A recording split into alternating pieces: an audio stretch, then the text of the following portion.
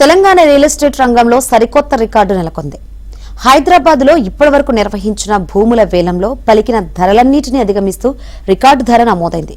Rayadurgam growth కారిడార్లో ఎకరాకు సుమారు 237 కోట్ల రికార్డు ధర లభించింది. ప్రభుత్వం నిర్ణయించిన ధర ఎకరా 139 కోట్లతో పోలిస్తే దాదాపు 70.5% అధికానికి ఆన్లైన్ వేలంలో అమ్ముడుపోయింది.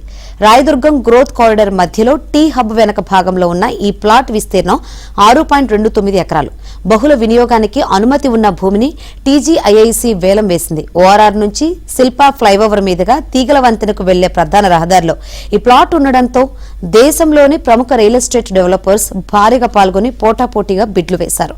చివరకు 1490.73 కోట్లకు హైదరాబాద్ కు చెందిన ప్రముఖ రియల్ ఎస్టేట్ సంస్థ గౌరా వెంచర్స్ దక్కించుకుంది. ఇందులో ఆ సంస్థ బహుళ అంతస్తుల వాణిజ్య ఐటీ భవనాలు నిర్మించనున్నట్లు ఆ సంస్థ అధినేత ఆదిత్య గౌర తెలిపారు.